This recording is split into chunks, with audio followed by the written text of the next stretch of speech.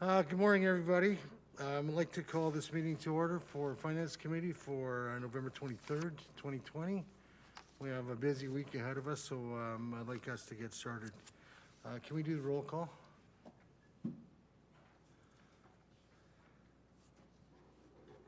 Councillor Campbell. Here. Councillor Carlson. Present. Councillor Kaufman. Present. Councillor Croson. Here. Councillor Morrow. Yeah. Councillor Parker. Yeah. Acting Mayor Hagan. Aye. Deputy Mayor Miyashiro. Here. And Mayor Spearman. Here. All present. Thank you. Thank you. I'd like a motion to approve the minutes of November the 9th for Finance Committee. Councillor Campbell. Any opposed? There being none, that passes. Adoption of the agenda. Madam Clerk, are there any amendments or additions to the agenda? Yes, Deputy Mayor Miyashiro. There's one addition, and it was a report from the Lethbridge Police Service. It was added to agenda to go this morning, and that's for item 4.5, and it's also background information for the week. Great, thank you very much. Getting a motion to adopt the agenda as amended.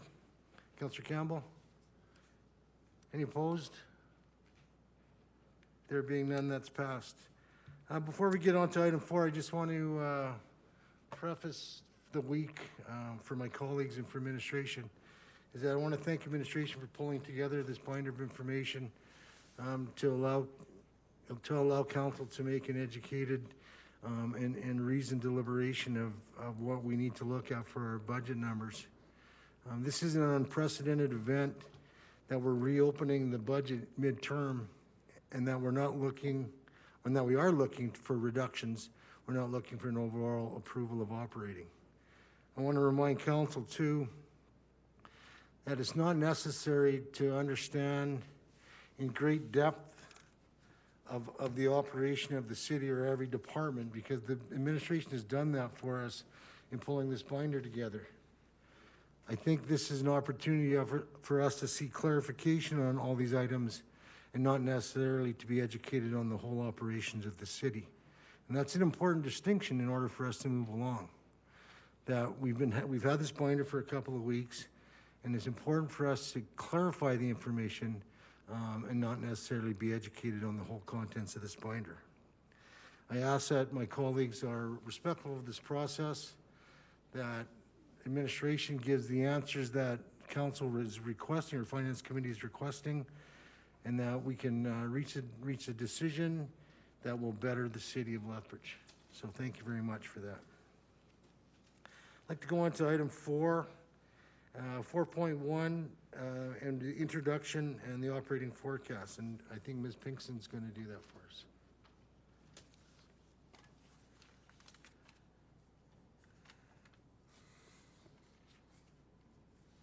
Deputy Mayor Miyashiro, members of Finance Committee, here to give an update on the September 2020 operating forecast, just in terms of setting some general overall broader context of the fiscal situation forecasted to the end of the year. On slide 2 just talks about the purpose.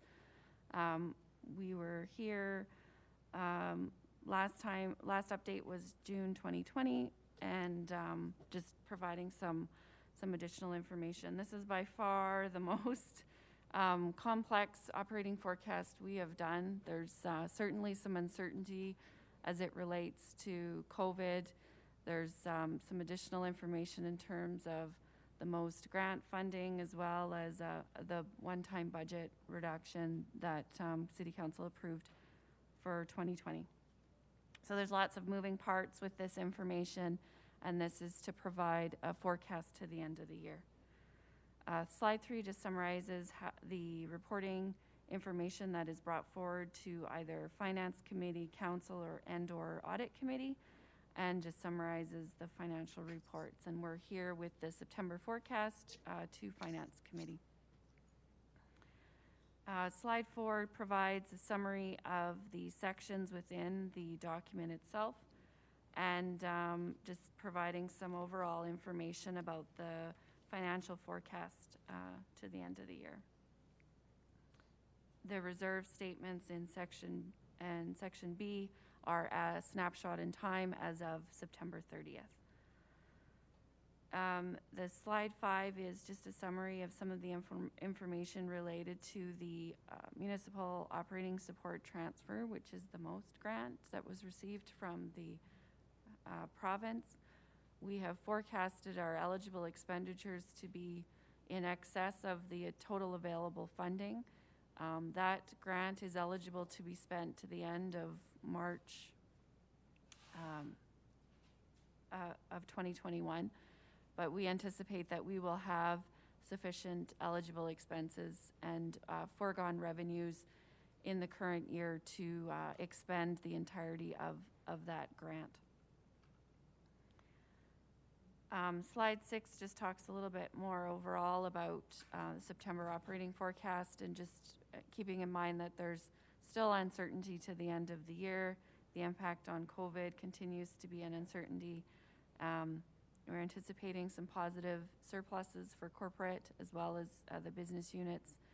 And overall, we're in a fairly good financial position, given the uncertainty we were experiencing when COVID began. I did not anticipate that we would be where we are today, and a lot of that has to do with the most grant funding. And some prudent planning for the business units in terms of cost reductions, and just overall kind of tracking of where we're at and what that looks like. There are some still on slide 7. There's still some future kind of indicators in terms of impact as it relates to the economy, and just the uncertainty with achieving our growth forecasted targets for tax revenue, just the overall impact of the economy should we have a significant second shutdown, just the impact on investment income as investment rates drop, the uncertainty of the provincial budget and some of the operating grants, and just the overall impact on our reserves in terms of tax incentives potentially and other things in terms of economic recovery. On slide 8, I just summarized the provincial government operating grant information that was requested. I believe it was Councillor Carlson that asked for some information at November 9th. And so this is the total grant funding that is currently in our operating budget. Most of it relates to FCSS as well as the policing grants. There's a police officers grant as well as a municipal policing grant. And so that was just for information. I think at the time we were talking about just overall uncertainty with the provincial budget and what the potential impact would be on our operating. So that's just a high-level summary of the information included in the September operating forecast. And Deputy Mayor Miyashiro, if there's any questions, I can take them now. Thank you, Ms. Pinkston. Are there any questions from council?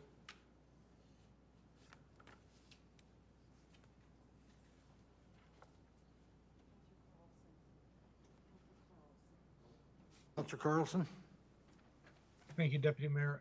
Thanks, Ms. Pinkston. Was that the entire presentation on the operating forecast that we'll be getting? Yes. Then a question on, I think it's on page 28, the reserves. Do we have a list? I know that some of those are, I guess, restricted reserves. They can only be used for certain purposes.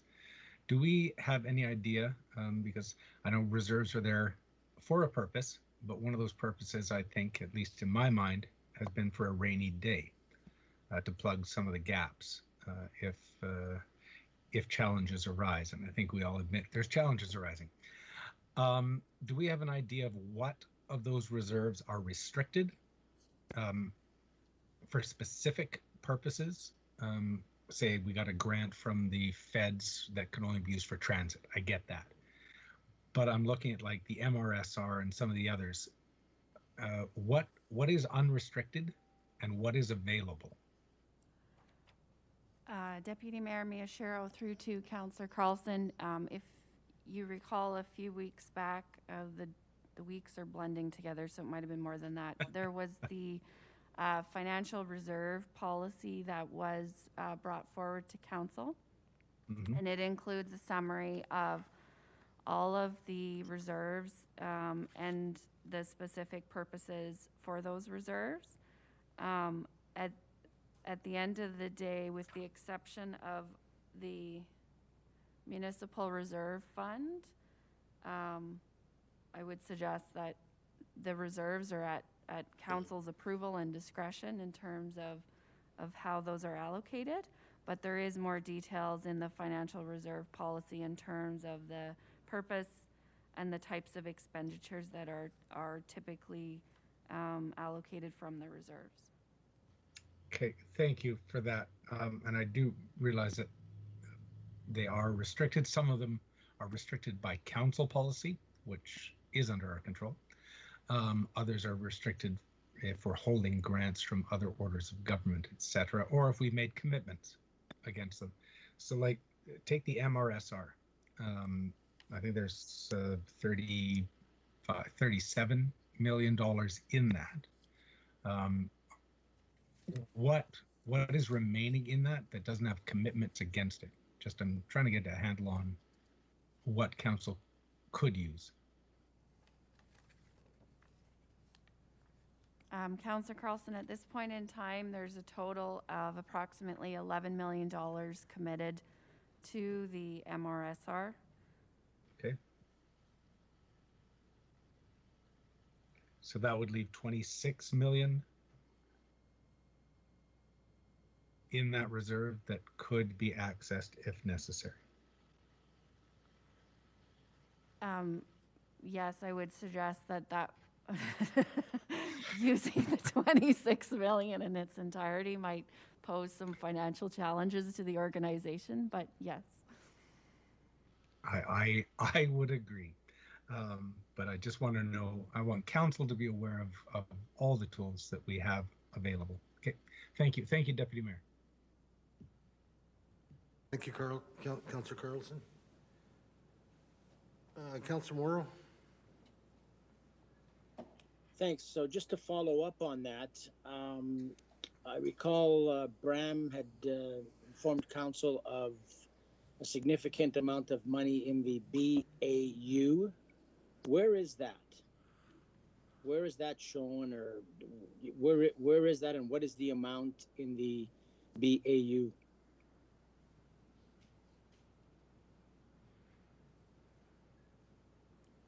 Deputy Mayor Miyashiro through to Councillor Morrow. So included in the 2019 unaudited report is the summary of the BAUs as of December 31st, 2019. We do not include the BAU summary in the forecast, just given transactions that haven't been adjusted or occurred yet, but I can give you the information that as of the end of 2019, there was roughly $9.8 million in the department BAUs. During the last budget deliberations, there was some directional operating funding resolutions that were initiatives that were not funded, and administration was directed to find the funding or to allocate the funding, and so those amounts are included on the summary as well. So the total is approximately $15.7 million. Okay, so just to follow up on Councillor Carlson's thoughts, does that mean that, I mean, I know, I understand the what would happen and the pressure that, you know, you've just identified, but does that mean that we would have then $26 million in the MRSR plus what, 15.7 or 9.8 in the BAU that is available if council really wanted to access that for specific purposes? So I should just clarify that that is one-time funding, that it is not, it's not sustainable on an ongoing basis. Once that funding is allocated to something, it's no longer available on an ongoing basis. But yes, I would suggest that funding,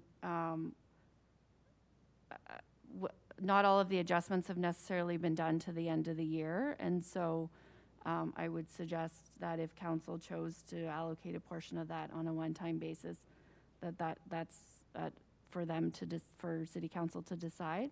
I would recommend that if council wanted to reallocate some of that one-time funding, that we would have the opportunity to go through our year-end process and have Mr. Dalton have the opportunity to review those. They get reviewed at the end of the year for the transactions that have occurred, as well as what is being proposed to remain in there. And so we just haven't had that opportunity to go through that with Mr. Dalton yet. And so we do have a process. The policy went to audit committee in terms of how the BAUs are reviewed. And so that would just be my recommendation. Okay, so is it the 9.8 or is it 15.7 that would be available should council? I would suggest that there's potentially some opportunity within the 9.8, but it is specifically earmarked for specific intentions that have been reviewed and approved by previous city managers. And so there's, one example is, excuse me, I just need to take some water.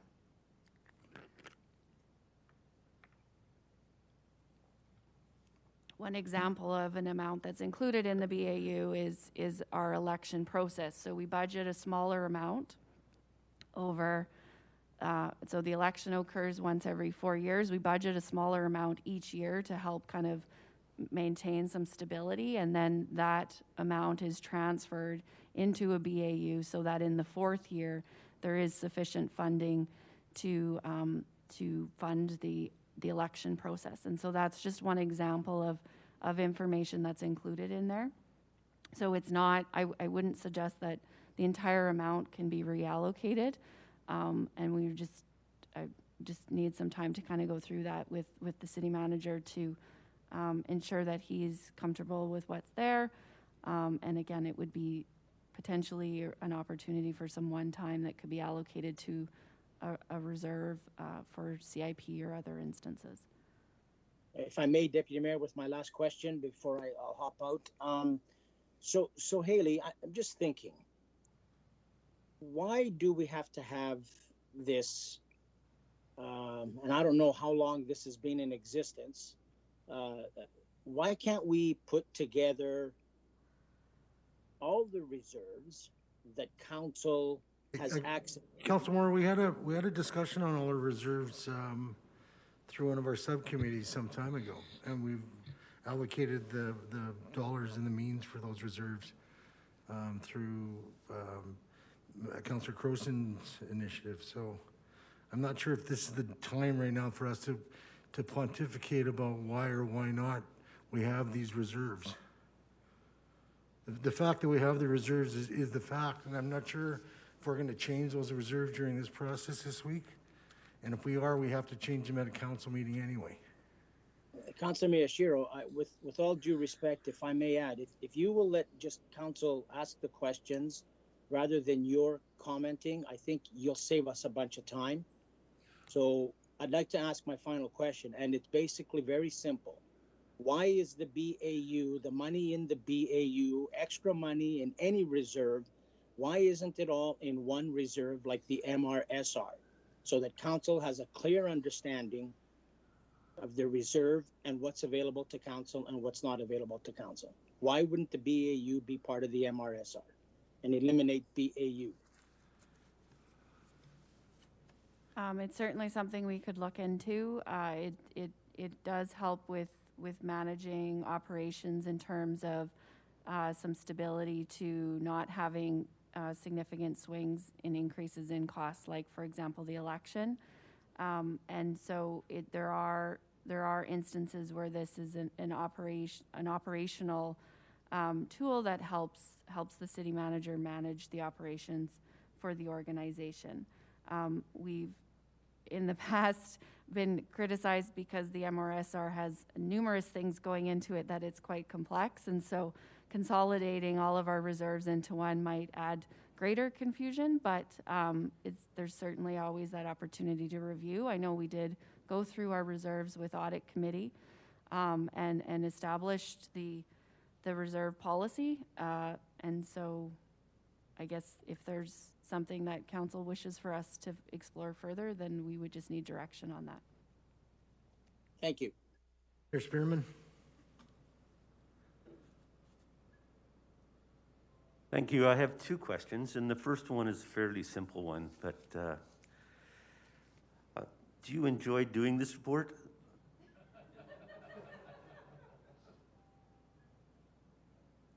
Mayor Spearman, it's certainly an important report in terms of understanding where we're at. It is a tremendous amount of work, and there's a lot of people involved, but I think it's an important one to understand the financial position of our organization. I'd just like to say I enjoy reading this report, and I appreciate the work and the detail that has gone into this. And I also appreciate, as you noted at the beginning, this has been one of the most complex reports to prepare. We get it 3 times a year, I believe. Usually get it in August for the period ending June 30th. Now we get it in November for the period ending September 30th, and we'll get another one about the time sometime after the completion of the year. But understanding what the impact is, and we don't want to get too far into the details, but I appreciate all the information that's been shared. My second question is relating to provincial government grants. So that is one of the slides in your presentation. Overall, the dollars aren't all that large. I see $6,400,000 roughly, and what I'm concerned about is going forward.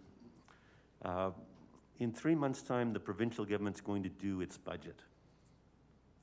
And there could be more initiatives that impact municipalities, as there were in the last budget, revenue shortfalls, that type of thing. In the event that there are additional changes to the provincial budget which negatively impact municipalities, do we just amend our budget as a variance at this level, or would there be any reason to actually redo what we're doing this week after the provincial budget is brought down? Deputy Mayor Miyashiro, through to Mayor Spearman, I would suggest that we would have to address it through a variance, because we wouldn't be able to, at that point, assessments would be set.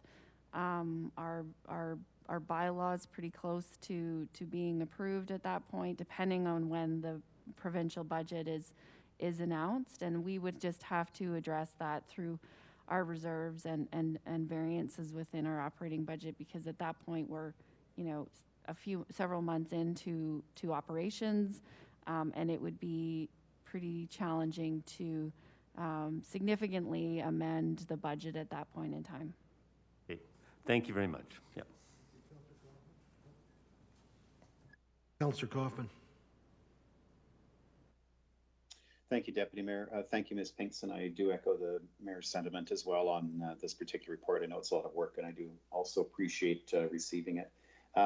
Just for clarification on the questions from previous members of council, the BAU that we're referring to, I believe that CAO Strain had put that under the sole discretion of the city manager. Is that still the case? Yes. Thank you.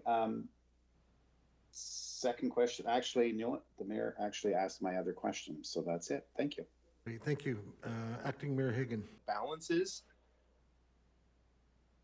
Included in the 2019 unaudited report is section B-2, page 29 is the summary of the BAUs as of December 31st, 2019. Yes, that's of 2019. Do we have what is coming on 2020? Is what, because you're saying they could be coming up before the end of this year. So do we have what those are? Yeah, so as I was mentioning before, just because we haven't got through our entire year end, we don't necessarily know kind of adjustments that are required yet or that may be coming in. And so it makes it a little bit more tricky just mid-year to kind of to do that, but could certainly get some additional information for council. And further to that, then, so the city manager is I guess the gatekeeper for that BAU, for lack of better words. Is that so? All of these allocations, if they come in, the city manager would still be the one to okay them, or would they already be previously spent, knowing that funding is available?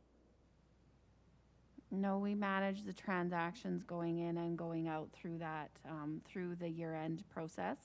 And those are all reviewed by the city manager and signed off for his approval. So that BAU fund is all there until the requests come in. So the money would not be spent until a approval by the city manager at the end of the year. If there was a specific transaction that was approved previously during the year-end process in 2019, so for example, there's some turnout gear that was intended to be purchased in 2019 and they postponed doing that for the fire department. That information is that BAU is earmarked specifically for turnout gear. And then when those transactions are incurred, because it was a previously approved amount, then that is processed. So if it was previously approved and the transaction went through, finance does the adjustment to ensure that it's in compliance with the previous approval, and then that would be reduce the BAU at that point in time. Okay, so most BAUs have previous allocations, and so it could eat up the complete BAUs. Then I mean, 19 was not that way, but we just don't know with 2020. So this could dig deep into the BAUs. Yeah, we haven't worked through that yet, so I'm not sure where we'll. Thank you. Yeah. Thank you, Ms. Pinkston. Councillor Carlson. Thank you, Deputy Mayor. Ms. Pinkston, echoing all the thanks for this, and sorry we're jumping in rather deep right now. I think this will be my last question on the BAUs. The blue sheets, which are base adjustments, some of them seem to me like they could be part of that BAU pot that staff has identified that this was budgeted for, but we can do without it, or it's not necessary. Am I correct in thinking that the blue sheets, some of them at least? No, they're not. No, that's not correct, Councillor Carlson, because BAUs is typically just a timing issue through operations. It's a one-time funding source. What is being proposed in the blue sheets is to help reduce the pressure of ongoing pressure, and so they're not connected. Okay, so the blue sheets don't impact the BAUs at all. No. Because on some of the blue sheets, maybe I'm misunderstanding, but our business units are saying we had budgeted for this, but we never filled the position, so we don't really need to fill the position, and so those dollars have just been sitting there, and that's what these sheets are. Right. So most of the blue sheets are. So back in 2018, when the budget was being prepared, maybe there was some uncertainty or some need that was identified, that it's just a kind of a recheck in terms of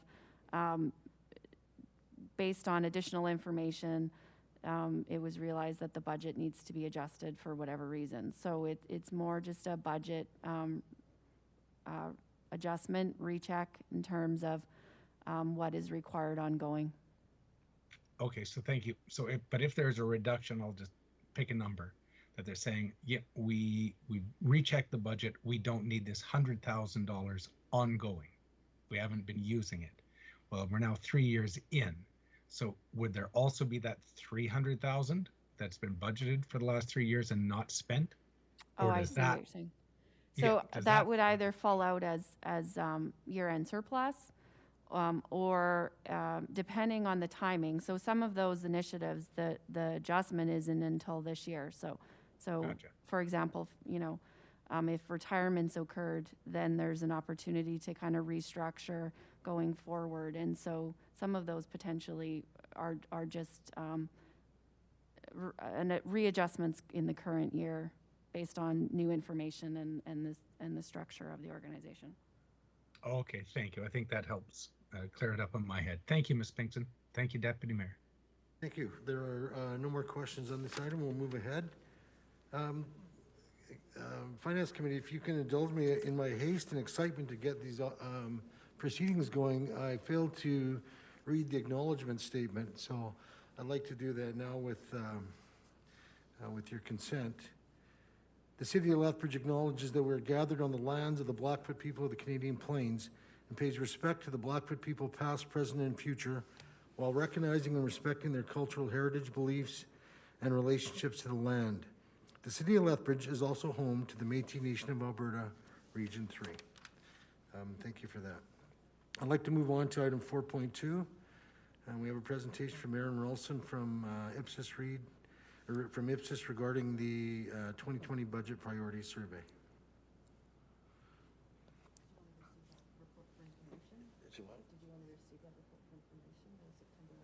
Yeah, is there someone gonna, oh, so for this you mean? Do we need to, just to receive that? Okay. Okay, sorry. Thank you, Madam Clerk. I need a motion to receive the 2020 operating forecast for information. Councillor Campbell? Sorry, Mayor Spearman? Any opposed? There being none, that is received for information. Thank you. Now 4.2, presentation on the Budget Priority Survey. Is she online right now? Okay. Not sure.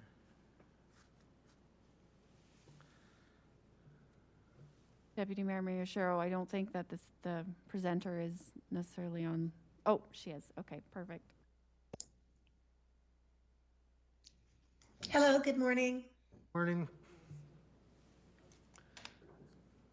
Mr. Alston, you're free to start. Excellent. Well, good morning, and thank you for the time this morning to share the results of the 2020 Budget Priorities Survey. Just a little bit of context, if we could please switch to the next slide. A little bit of background here.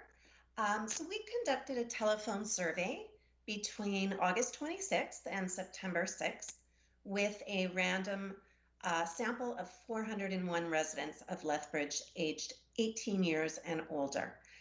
We used both landline and cell phone sample, as is standard methodology today, and the average interview duration was just under 20 minutes.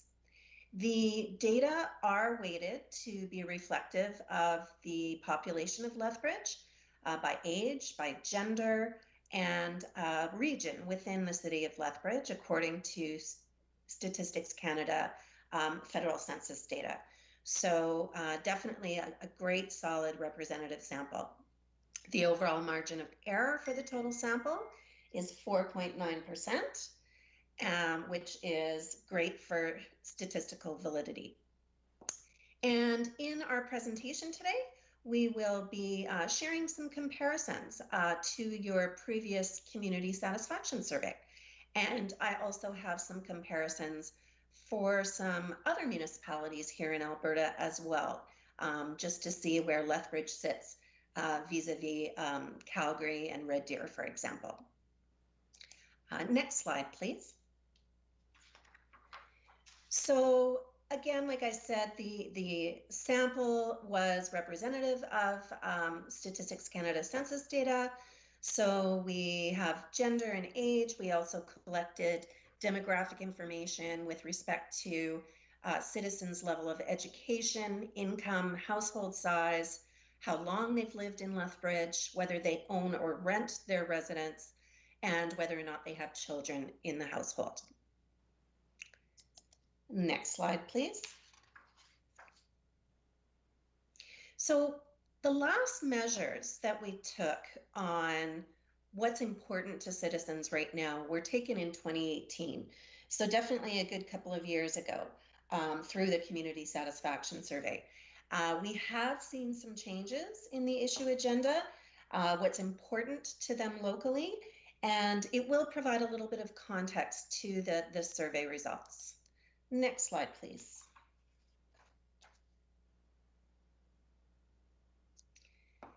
So when we ask what is the most important local issue facing the city of Lethbridge today, the number one thing that came up in 2020 was the drugs and safe injection site. As you can see in 2018, only 4% of citizens mentioned this item, and now 43% do. So it's definitely top of mind for citizens. This is followed by social issues, homelessness, youth issues, racism, poverty, things like that. Of course, our COVID-19 pandemic also is more prominent today than it was 2 years ago, obviously. Crime has remained fairly stable since your last measurement in 2018. Taxation and municipal government spending is also there. Things like budgeting and high taxes were mentioned. Transportation is next, and that's roads and construction. And municipal government services has actually gone down on the issue agenda a little bit. And they mention things like downtown revitalization, waste and garbage collection, infrastructure, programs and services, snow removal, and water quality.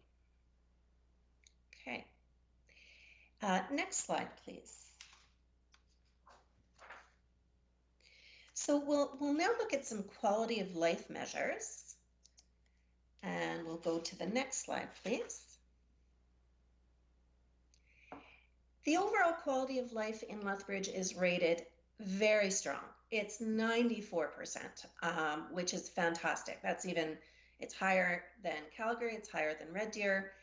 It has gone down maybe a couple of points, but it's not unlike what we are seeing in other municipalities itself. Next slide, please. So we've been tracking the overall quality of life in Lethbridge now for several years. And as you can see, it's the very good, the high intensity area there of being very good has gone down slightly, but once again, not unlike what we're seeing in other municipalities. So it's just a trend in Alberta. Next slide, please. So we've seen, we also asked citizens about their perceived change in their quality of life over the past 2 years. And here's where we do see a difference from your last measurement in 2018. The proportion of citizens that say that their quality of life has worsened has definitely increased to 37% in 2020.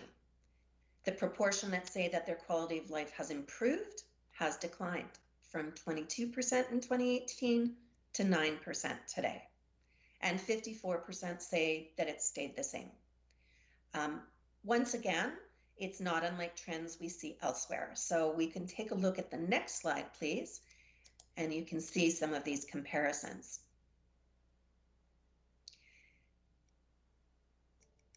And in fact, the proportion of citizens that say that their quality of life has worsened is lower than what you would see in even Calgary and Red Deer. So in fact, that's even better in Lethbridge than it is in some other comparable municipalities. Next slide, please. So we asked a follow-up question to find out why they think their quality of life has improved. Of course, there was a very small sample size involved with the number of respondents to this question. So we only had 31 citizens responding to this question. But the main mentions of why their quality of life has improved was because of employment and jobs, municipal development, and the curbside recycling that has been introduced now in the city of Lethbridge. Other mentions of why citizens' quality of life has improved also include roads and infrastructure improvements, recreational opportunities, and that would include the new ice center and curling rink, bike paths, new parks, that there's more healthcare and mental health care availability, that the community is more tolerant, and internet connections, and a good mayor. And next slide, please. And on the other hand, we've got some reasons for why they feel their quality of life has worsened. And this, again, as we saw on the issue agenda, we see that it's the drugs and safe injection site that has impacted their quality of life, crime, governance, and really what there was some mentions of maybe not listening enough to the public when we say governance. COVID-19, of course, has impacted their quality of life. Decisions by council. Some of them mention the mask bylaw, for example, public safety, increased homelessness, social issues, municipal government, and this would include police issues, fewer programs and services, downtown deterioration, leadership, and taxation, that being high taxes that some people say. I have some flavor for you in terms of some of the actual verbatim comments. If we go to the next slide, just to give you a sense of how people responded to those questions. So when they mention things related to drugs and to the safe injection site and crime, they talk about, because all of the stuff that's going on within the city, our drug issues, homelessness, the drug problem we have downtown and throughout the whole city is bad. It's a big issue and it's getting worse. We find it's not good for our community and residents. Our city is a great city and has been for the last few years, but now it's getting worse. They opened that drug thing in Lethbridge and now it's gotten worse. It's hurting our business downtown. I hear they're shutting it down and I think that's a good thing. So again, just a bit of a flavor of how people responded to these questions to give you a little bit more insight there. And if we go to the next slide, there's a little bit more flavor as well with respect to some of their responses to governance issues and leadership. Because our city council implements measures that are not for the betterment of our communities, 17,000 more junkies than we had 2 years ago, wearing masks because we don't have COVID, small businesses are suffering, taxes continue to increase, and nothing is put into infrastructure. And again, we had some people say improved and some people say worsened, but this gives you a little bit of a sense of where people were coming from in their responses. So on to the next slide. We'll talk a little bit about municipal programs and services. We asked citizens how important they were, how satisfied they were with each of them, whether or not we should invest more, less, or the same, and how much actually people use these programs and services. And next slide, please. We'll start off by overall satisfaction with city programs and services. And this is a measure that the city of Lethbridge has been tracking for quite some time now. And as you can see, these measures are very strong, 86% satisfied overall with municipal programs and services. Definitely higher than Calgary's measure that was recently released at 81%. We've seen this go down a little bit, and it's definitely a trend that we've seen go down in Calgary this past year as well. And next slide, please. So when we look at citizens' views of how important each of these 17 programs and services that we measure are, everything is always important to citizens. So as you can see, these numbers are extremely high. They haven't changed very much at all since 2018. And not unlike what we see in other municipalities, we have emergency services that tend to stay at the top end. And as you can see here, we've got ambulance services, fire protection. Garbage collection is always at the top of the list for other municipalities as well. At the lower end, arts and culture facilities are a little less important, and as is public transit, public library. And next slide, please.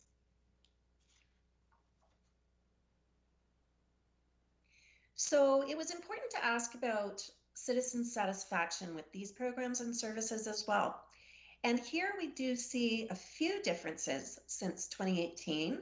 If you can see these slides, those are indicated by those up and down arrows.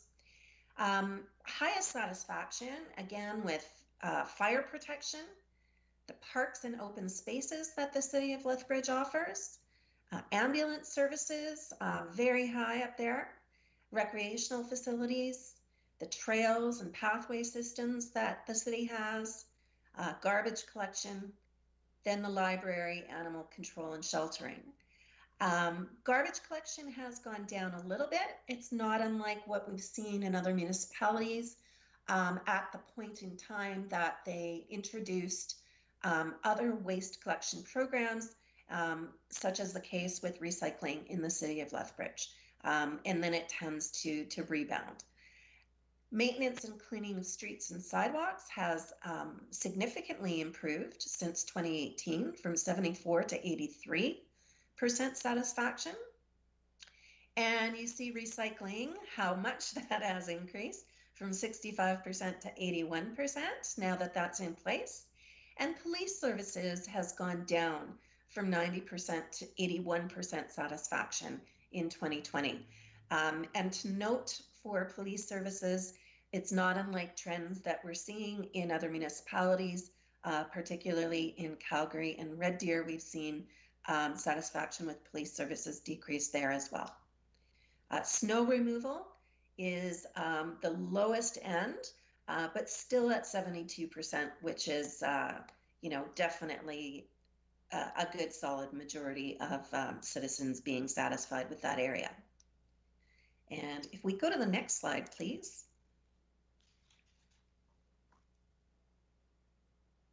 So when we compare importance of those programs and services against how satisfied citizens are with them, we can plot them in a way that we can identify where we're meeting citizen expectations and maybe where there's some opportunities for improvement to better meet citizens' expectations.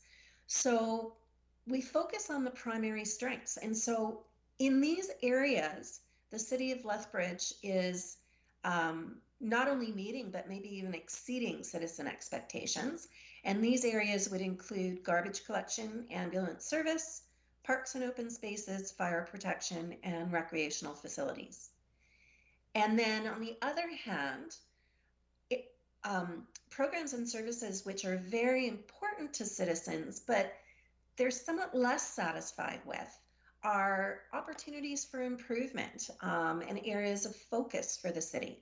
And that would include snow removal, maintenance of streets and sidewalks, police services, and recycling. Next slide, please.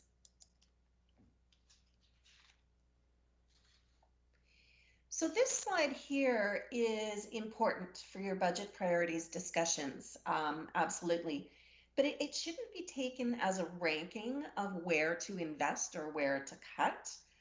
Respondents didn't have the context of how much it may cost to invest more or less in a particular program or service. And it's more reflective of citizens' desire for a higher level of service in these particular areas. So if we look, snow removal is an area where citizens would like to see a higher level of service. Ambulance services as well, even more so than in 2018. Police services next. The maintenance, cleaning, and upgrading of streets and sidewalks, although that is less of a priority than it was even 2 years ago. Recreation facilities is next, parks and open spaces, fire protection, public library, and that's even more important than it was 2 years ago. Recycling is next, and it's a bit lower because now it's already in place.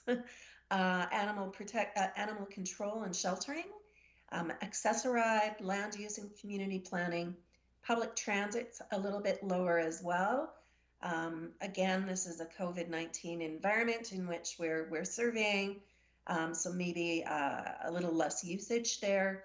City trails and pathway system, arts and culture facilities, bylaw enforcement, and garbage collection are at the lower end of the scale. And next slide, please. We added a couple of new questions in 2020 in this budget priorities survey, and this allowed citizens of Lethbridge to answer in their own words in an open-ended fashion. So we said, name up to 3 services that you would propose to have a service reduction in order to save costs. And the number one thing that came up was arts projects and activities, certainly something we see here in Calgary as well. Emergency services was also mentioned, and when we dug into that a little bit further, it really leaned towards police services over any other. The maintenance of parks and pathways could be reduced, waste management, community services, roads and traffic infrastructure, transit, recreation, growth and planning, government spending, and the drugs and injection site. And next slide, please. And we also gave them an opportunity to express which services they would propose to have a service reduction in order to save costs. Oops, sorry. Gave them an opportunity to ask them where they would propose to spend more on to receive an increase in service.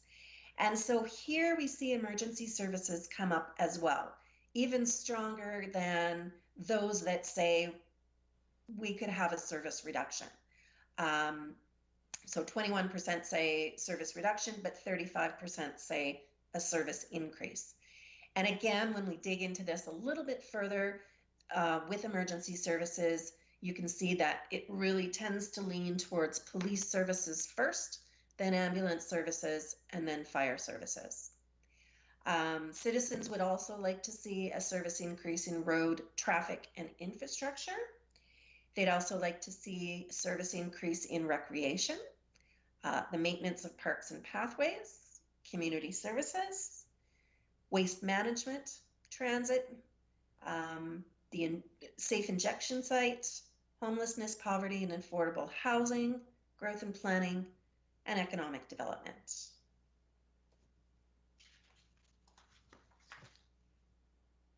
And next slide, please.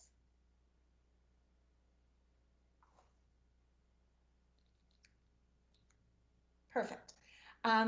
So we've got another new measure in 2020, and that was just to see the proportion of citizens who are actually using these municipal programs and services. Bearing in mind that these measures may differ during the era of COVID-19 that we're in, but as a benchmark measure, you can see that the most used municipal services is with waste collection, with garbage, with recycling.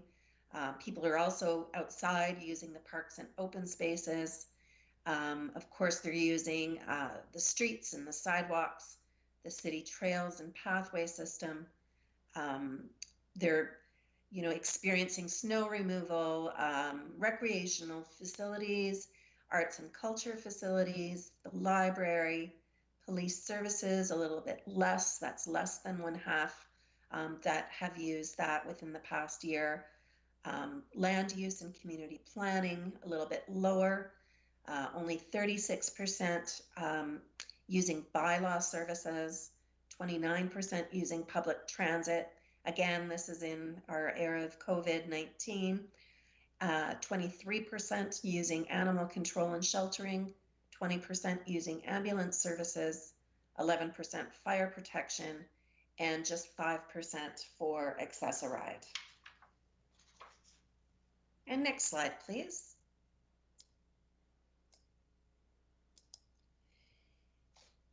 So we have a couple of new questions regarding taxation and user fees as well. And we have some tracking to see where changes have occurred over time. Next slide, please.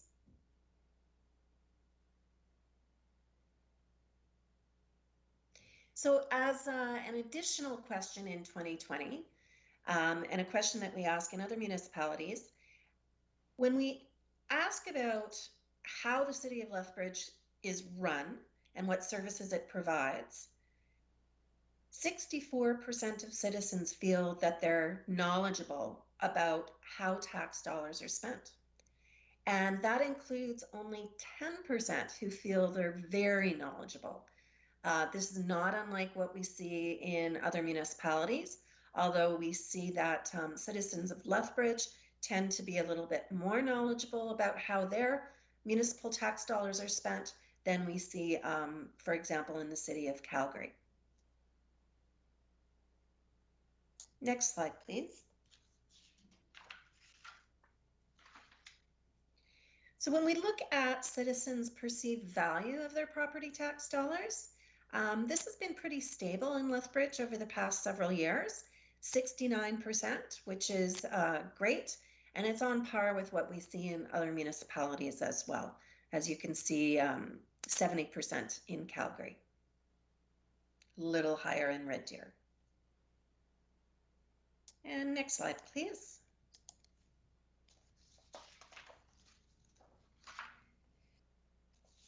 So this slide, I know it doesn't make your job a lot easier because there is not a true consensus among citizens on how to balance taxation and service delivery levels. When we ask, we have 49% of citizens preferring to increase taxes to either expand or maintain services. And we have 45% saying that they would rather cut services to maintain current tax levels or to reduce taxes. So they're pretty split.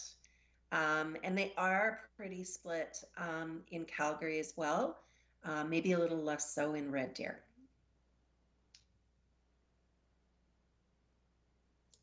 Next slide, please. So as an additional measure in 2020, we also asked this question that's been asked in Calgary as well.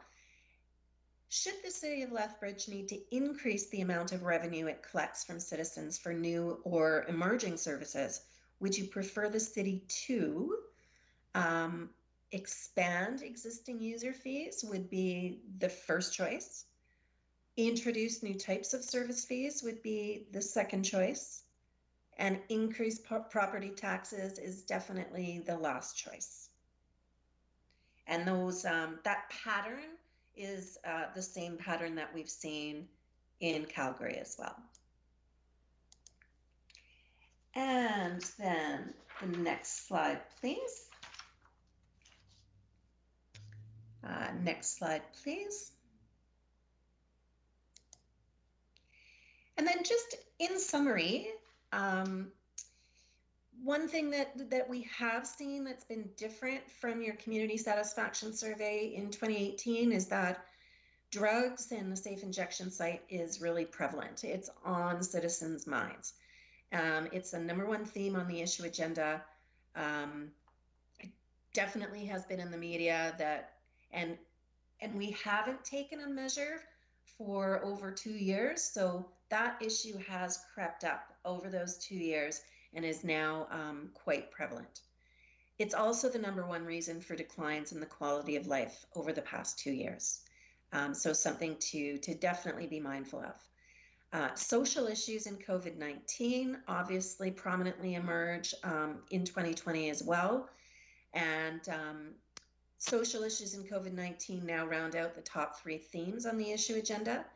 And it has kind of replaced the previously prominent issues related to transportation and the environment. COVID-19 is also the 3rd most common reason for declines in the quality of life over the past 2 years, obviously outside of the control of the city of Lethbridge. Quality of life remains strong, but is declining a little bit, something to keep an eye on. And they continue to rate their quality of life as good, but declines, we did see some declines for improved quality of life measures, and increases were definitely significant for worsened quality of life measures. So something that might be, a blip in time, but definitely something to keep an eye on for the next measurement in your community satisfaction survey. When we look at strengths and maybe not so much weaknesses, but opportunities for improvement, we look at focusing on snow removal, maintenance of streets and sidewalks, police, and recycling. And citizens would also prefer to invest more in several of those areas because the top mentions for invest more were snow removal, ambulance services, police services, and maintenance of streets and sidewalks. So that aligns even when we ask it in different ways.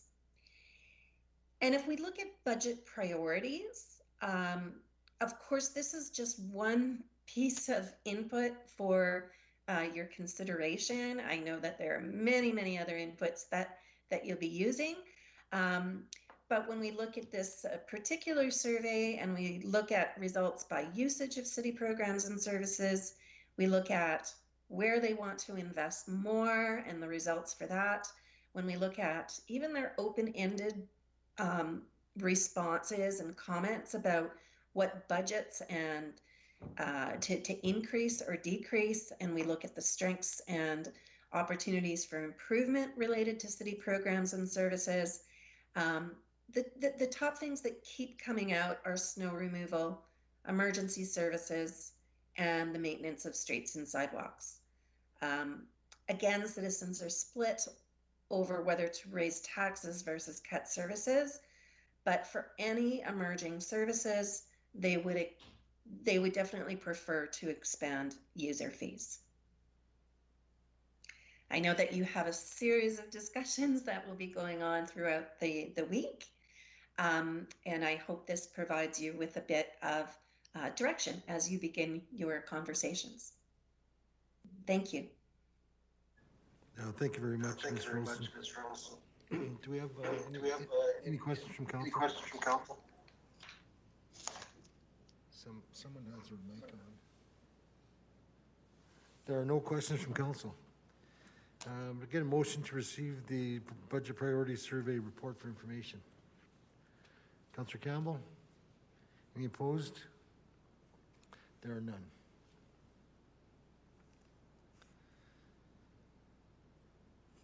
The item 4.3, what we heard report, the citizen budget community engagement process.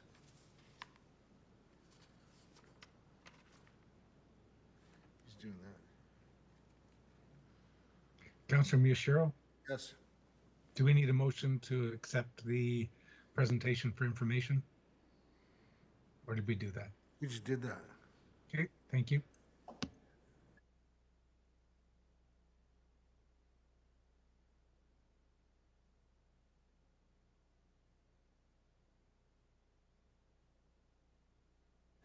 There will not be a presentation on the What We Heard report. Does council have any questions on this report?